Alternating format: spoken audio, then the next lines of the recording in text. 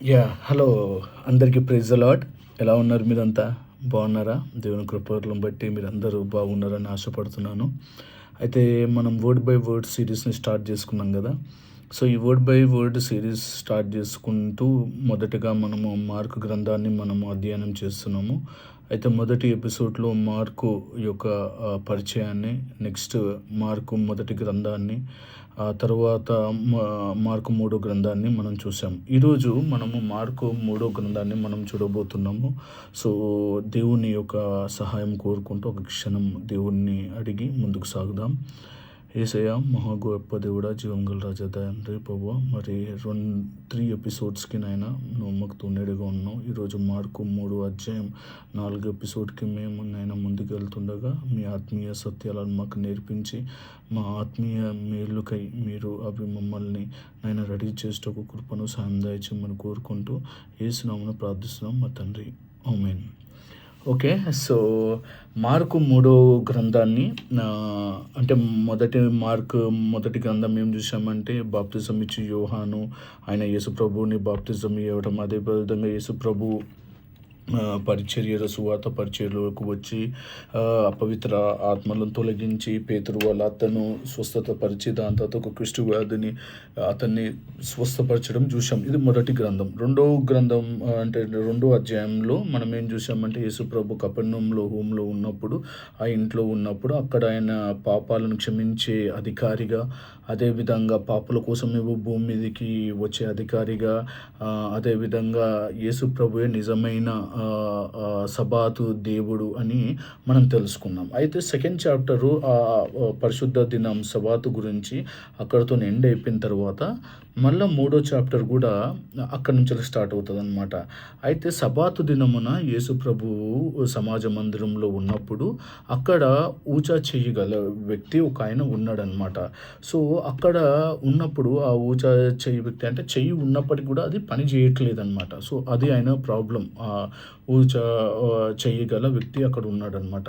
అయితే వీళ్ళు పరిసయ్యులు కానీ లేకపోతే శాస్త్రులు కానీ వీళ్ళు ఏం చూస్తున్నారంటే సబాతు దినమున యేసు ప్రభు ఎలా చేస్తాడో చూద్దాం. అంటే తప్పు పట్టాలని వాళ్ళకి చాలా ఉంది. ఎందుకంటే వాళ్ళు అప్పటి వరకు యేసు ప్రభు వాళ్ళ బోధలకి పరిసయ్య బోధలకి చాలా డిఫరెన్సెస్ ఉన్నాయన్నమాట. ఆయన అధికారంతో చెప్తున్నాడు, ప్రజలందరూ ఆయన దగ్గరికి వెళ్ళిపోతున్నప్పుడు వీళ్ళకి కొద్దిగా జలస్ వచ్చేసి నేను ఎట్లాగన్నా మనము అడ్డుకోవాలి, నేను తప్పు చేస్తే మనము ఆ తప్పుని మనము ఏం చేయాలి, ఖండించాలని చెప్పేసి వాళ్ళు అనుకొని యేసు ప్రభువు ఆయనను స్వస్థపరుస్తాడా సబాతు రోజున అంటే ఇంతకంటే ముందు కూడా చెప్పిన సబాతు రోజున వాళ్ళు కనీసం ఈ టేబుల్ని తీసి అక్కడ పెట్టరనమాట. అంత వాళ్ళు నిష్టగా పాటిస్తారు. సో, ఆ సబాతు దినములో యేసు ప్రభు ఈయనను ఒకవేళ స్వస్థపరుస్తే ఈయన తప్పు చేసినాడు అని అనుకుంటారు. అయితే యేసు ప్రభువు వాళ్ళ మనసులు ఎరిగి వాళ్ళ హృదయ కాఠిన్యాన్ని బట్టి చాలా బాధపడ్డాడంట యేసుప్రభు. బాధపడి, దుఃఖపడి, కోపపడి ఇట్లా చూసి వాళ్ళని అనుకుని ఉండొచ్చు, దేవుడు ఏంది వీళ్ళు ఇట్లా అనుకుంటున్నారు అనుకొని ఆ ఊచా చెయ్యి ఉన్న వ్యక్తిని ఏమన్నా అంటే చెయ్యి లేపు అన్నప్పుడు ఆయన చెయ్యి లేపి స్వస్థత పొందాడనమాట. స్వస్థత పొందినప్పుడు అక్కడ ఉన్నవాళ్ళు ఏదైతే ఉన్నారో శాస్త్రులు పరిచయాలు కూడా ఏంటంటే ఇంకా కోపం వచ్చేసింది.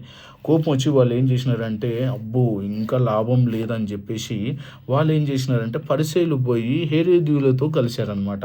ఇది ఒక వండర్ అనమాట. అంటే ఫర్ ఎగ్జాంపుల్ మనకి వ్యతిరేకంగా ఉన్న వ్యక్తి ఎవరైనా ఉన్నారనుకోండి, సపోజ్ ఇప్పుడు అమెరికా ఇంకా చైనా కలిసిందంటే మనం ఎంత ఆశ్చర్యపడతాం. అమ్మో, అమెరికా చైనాతో కలిసిందా, లేకపోతే ఇండియా పోయి పాకిస్తాన్తో కలిసి ఎలా ఉంటుంది.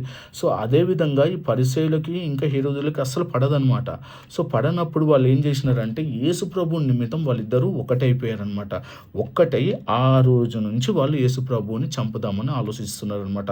అప్పటి వరకు వారికి వ్యతిరేకత ఉన్న వారి మాటలతోనే చెప్పారు కానీ ఈ ఒక సిచ్యువేషన్ వల్ల ఎప్పుడైతే ఊచా చేయి వ్యక్తి ఈని బాగు చేశాడో ఈ పరిసయ్యులు ఏం చేశారంటే వెంటనే వెళ్ళి ఎవరితో హేరోదులతో కలిసి ఇంకా ఆయనని చంపడానికి చూశారనమాట.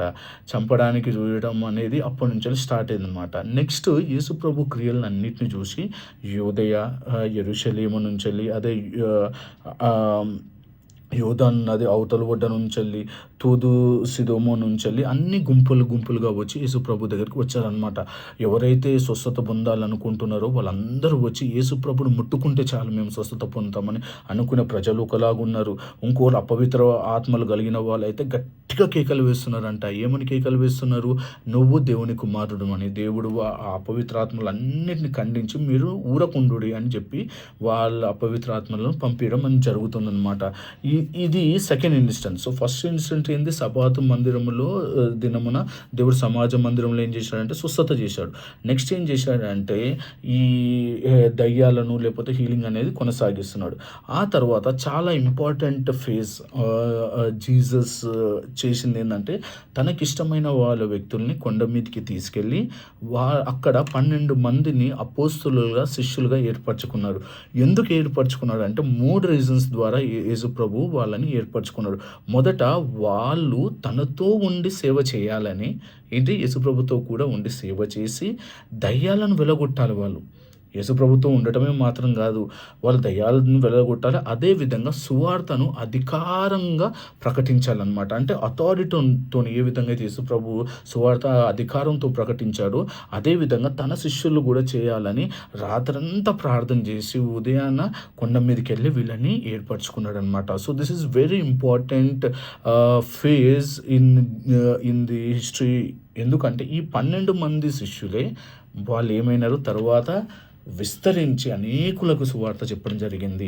సో ఈ 12 మందిని ఏర్పరచుకోవడంలో దేవుడు ఎంతగానో ప్రార్థించి ఆ రాత్రంతా ప్రార్థించి ఉదయాన్న లేచి వాళ్ళని కొండ మీదకి రప్పించుకొని వాళ్ళు చేశారనమాట. ఈ 12 మంది శిష్యులు రండి: పేతురు, ఆంద్రియ, యాకోబు, యోహాను, యోహాను, దాని తర్వాత ఫిలిపి, దాని తర్వాత తోమా, దాని తర్వాత మత్తయి, అదే ట్యాక్స్ కలెక్టర్ మనం చూసాం కదా 2వ అధ్యాయంలో.